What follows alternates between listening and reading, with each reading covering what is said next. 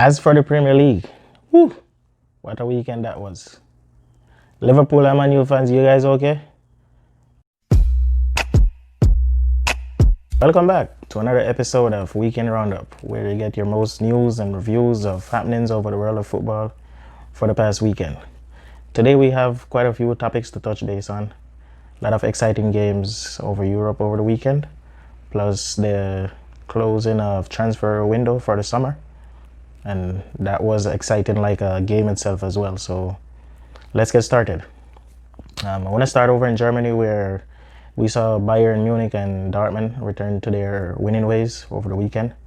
League is still being led by Red Bull Leipzig under the coaching and management of Julian Nagelsmann, who continues to do a great job over there.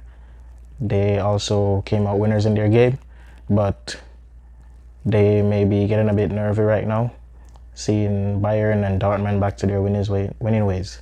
Well, the Bayern game was a bit more challenging for them than Dortmund's game was, as they were in a shootout with Hertha Berlin. They did came out winners 4-3 though, so kudos to them. Back to winning ways, like I said, like they're used to being. Dortmund's game was not so challenging. Like I said, they came out 2-0 winners. They're in 5th place right now, trying to make it back in the top 4, or at least top 2. But they will be challenged this year by at least Red Bull Leipzig. I'm going to go out on a limb and said this won't be a two-horse race this year between Bayern and Dortmund. That Leipzig will be right up there. And as a matter of fact, I am going to pick them as my dark horse winner for this season Bundesliga. You heard it here first. As far as transfers in Germany, Bayern did probably the smartest business in Germany this window. As a matter of fact, I'm going to go as far as say Bayern, along with Everton and Tottenham, were the winners in the transfer market for the summer.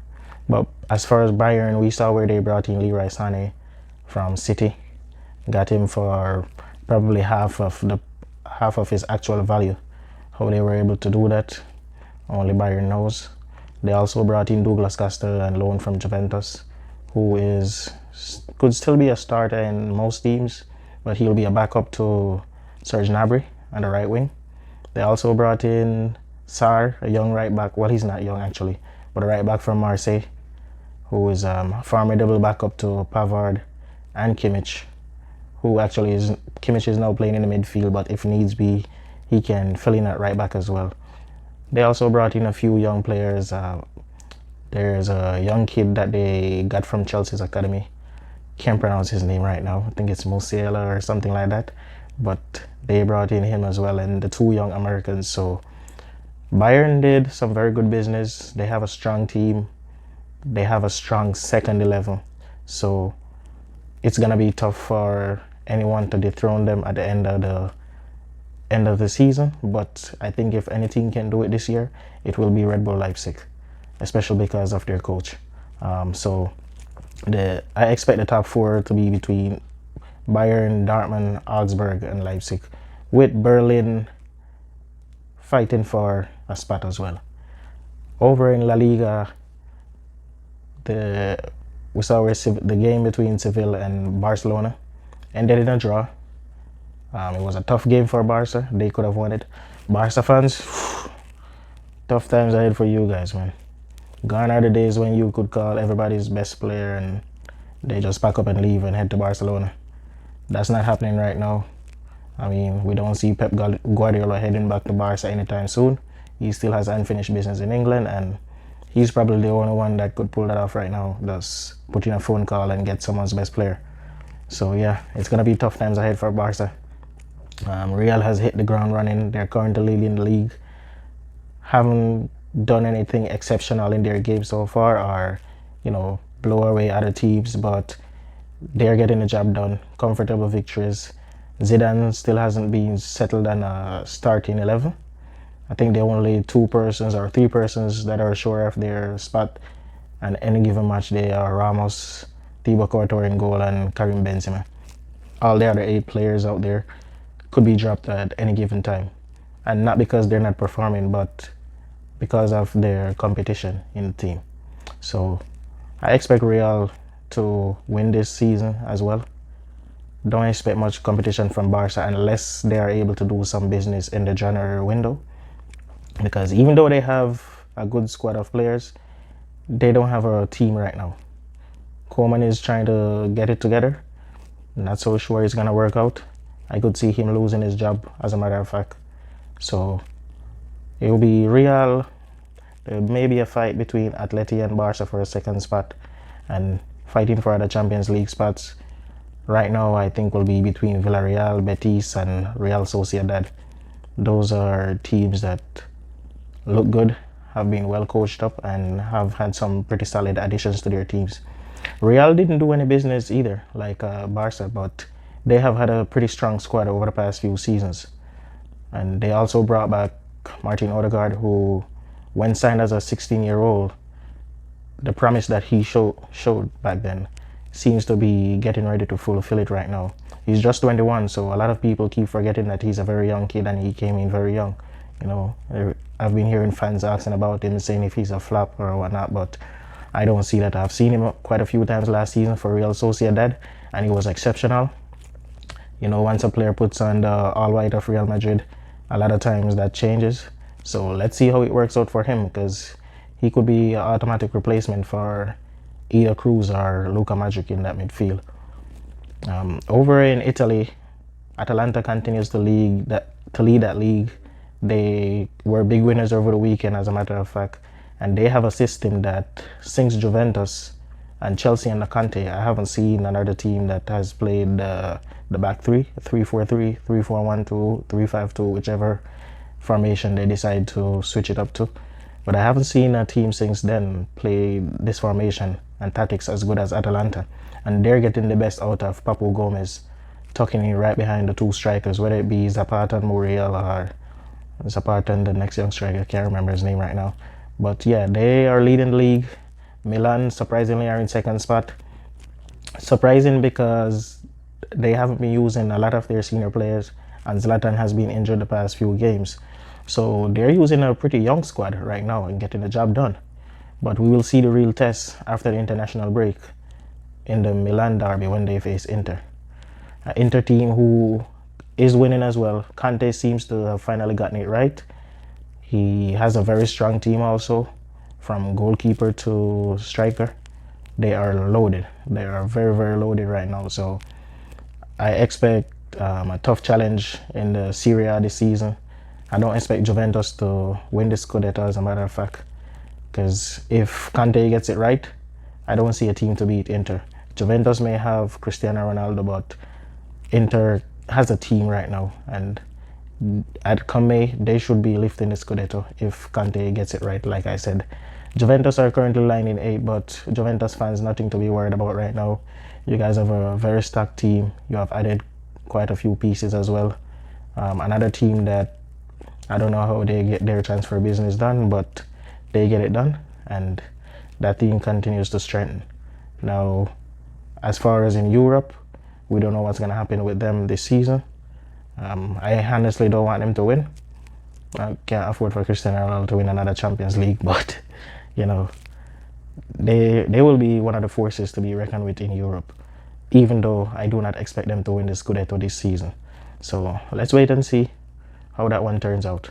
As for the Premier League, whew, what a weekend that was. Liverpool and Man U fans, you guys okay?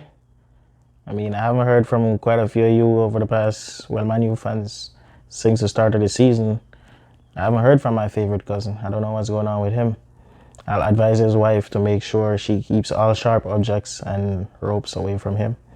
Liverpool fans, I know you guys are not really used to that either, but Mane was surely missed in that game. Hopefully he can miss a few more games this season. I mean, I'm just saying, I gotta be honest. I'm only for my team. Anyways, this was probably one of the most exciting weekends in English football as an Arsenal fan. The only thing that could have made it better was if Chelsea had lost as well. And, well, Tottenham couldn't have lost because they beat Man U. But I want to start at the Theatre of Dreams. I don't know what's going on over there. It's not much dreams. It's more like a horror house. You know, Halloween is this month, so might be pretty scary over there by the end of the month or come November, which if Ole doesn't get it right by then, he may lose his job. Now, do I want him to lose his job as a rival fan? Nah. I want him to keep them being mediocre. But as a football fan, you want to see Man U in the thick of things, you know. You want to see Man U doing well, not doing too great, but representing the English league in Europe, at least to the quarterfinal stages. But Man U fans, I mean, you guys have a pretty good team, except for the defense, and you got in a good left back yesterday in Alex Telles. I've followed him for the past 2 seasons at Porto, and he's a really good player, you know. So you guys, as soon as you get that centre back pairing sorted out, you should be up and running again. I mean, hopefully it takes you at least till Christmas to figure that out. As far as Liverpool, their team, well, they didn't look like a team on Sunday. They looked more like a squad of players. While Villa, on the other hand, looked like a team. You know, they were compact in defense, attack together on the break, well, counter-attack together, and they shoot on sight, which is what coaches normally tell young players to do. Well, I guess except for Arsenal coaches, because we're the only team that try to pass the ball in the back of the net. We barely shoot. So the Villa players were shooting on sight, and even though some Liverpool fans will say there were some lucky goals, I mean, if you don't buy a ticket, you don't have a chance, and that's what happened for Villa in that game. Villa have made quite a few good acquisitions this transfer window. I mean, they're a team that's not scared to spend. We saw what they did last season. It didn't work out too well. But this season, the acquisitions that they brought in, especially up top with Ollie Watkins and the late acquisition of Ross Barkley and loan, he adds something else to that midfield. And we know Ross Barkley is a quality player. Injuries kind of prevented his growth at Chelsea, but he's not a mediocre player, so I expect big things from him this season. I would say 10 and 10, 10 goals, 10 assists from Barkley this season. Liverpool brought in a few additional pieces. Thiago, I mean, I don't see another midfielder that plays his position currently that's on his level when he's fit. Probably, well, no, I'm lying. Kevin De Bruyne. But apart from De Bruyne, Thiago there's no one else like him. I mean, they play somewhat similar position, but different kind of game. But, you know, they both of them are just as effective. So the Thiago acquisition, also Jota from Wolves, who I don't know how he's going to fit into that team because he scores when he plays, you know, but Mane brings something different to that Liverpool team. And we saw that on Sunday when he was missing. So let's wait and see how that turns out. They have Everton after the international break in the Merseyside derby, and I expect Everton to win that game. As a matter of fact, I expect come May, Everton to be in the top 4, if not fighting for the title.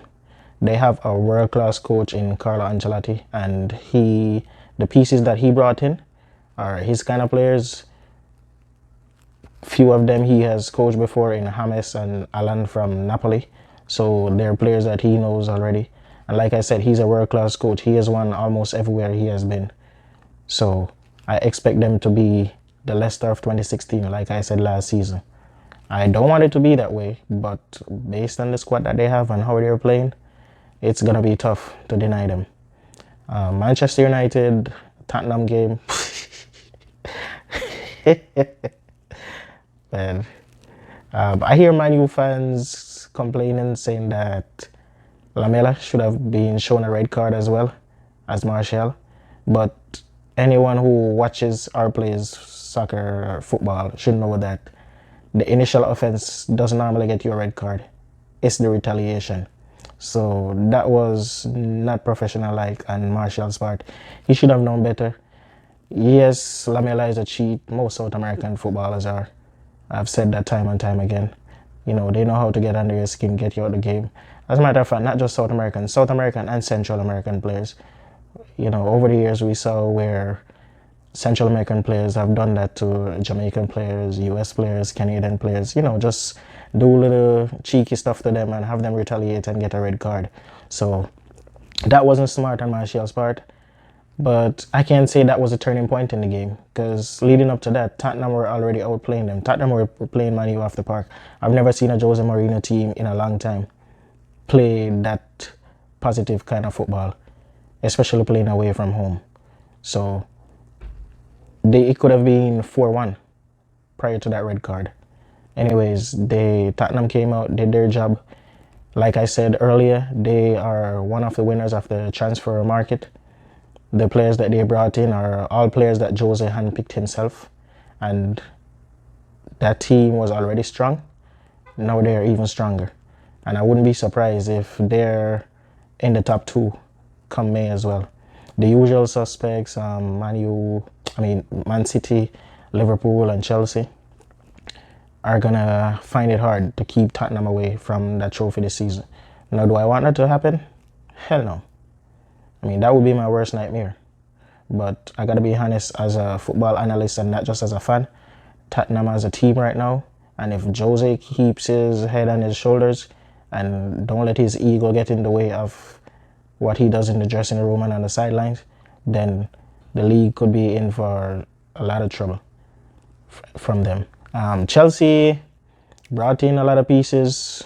I don't want to lie, but I think they brought in either 8 or 9 players. Now, that's going to take a while for a team like that to gel, especially when you have players coming from different leagues with different nationalities. You know, it's not going to happen overnight.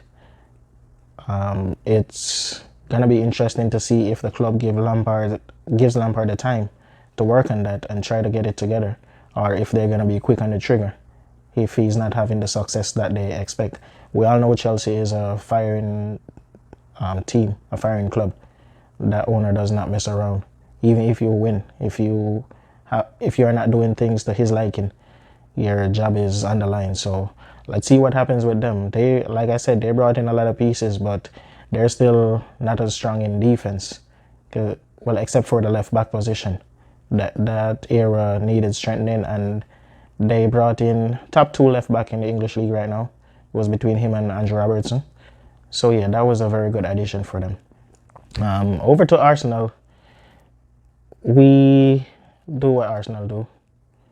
Give our fans heartache. It was a hard-fought 2-1 victory against a Sheffield team who hadn't scored prior to our game. 4 games in the season, they hadn't scored before, but they found a way to score against us. Not good, my team. But at the end of transfer deadline day, we brought in Thomas Partey, who has been rumored with a move to the club for the past 5 months. So I don't know why it took the club this long to bring him in. My guess is they didn't want to bring him in too early, and then our fans, get greedy and want more signings, so they left it till deadline day. And once they brought him in, then most of our gullible fans forget that there are other positions that needed filled. So yeah, I appreciate the fact that they brought in a player that we have needed plays the position that we have needed filled since Gilberto Silva left the club. This is the first time we're going to have a real solid defensive midfielder in the team. So I'm happy for that. Hopefully we can stop shipping all the goals that we have been shipping in, because we have a very good attacking team.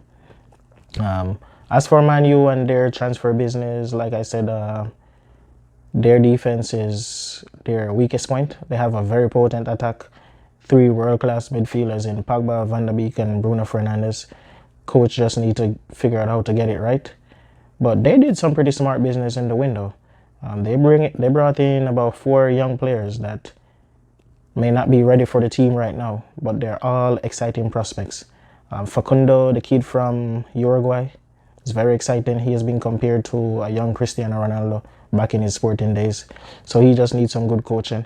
And the kid Diallo from Atalanta, Papu Gomez compared him to a young Messi as well. A lot of big shoes to fill for those kids, but yeah, Man U did some smart business. I mean, the main transfer that they were chasing all summer, they weren't successful in getting him.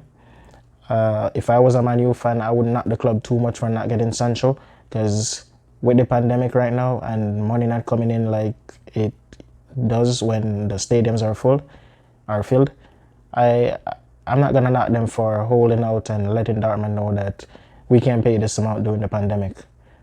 But they should have at least identified other areas or other targets that they could have gotten. Unless they have decided, look, we're just going to wait until January or next summer, we going back for Sancho. But if he has a brilliant season, then they best believe there are going to be other suitors lining up for him, so it might not be as easy to convince him next summer. Anyways, that's all I have time for right now. Wish I could touch on the smaller teams or the teams that just got promoted, like Leeds, who are doing exceptional right now, West Brom, who hasn't won a game yet, but I do not expect them to be one of the teams getting relegated come the end of the season. Fulham and Burnley are the two that I'm going to pick. The third team, I honestly cannot say, but I don't expect it to be West Brom. West Brom have some quality in that team, and they're going to get it right. As for the top six, my picks right now, can't make any. I just know Arsenal are going to be in the top four. Anyways, thanks for watching. Continue to like, subscribe, and share. Leave your comments in the comment box. We appreciate each and every comment, whether it be a criticism or a compliment. All helps in the building of this channel. Thanks a lot. God bless. Peace.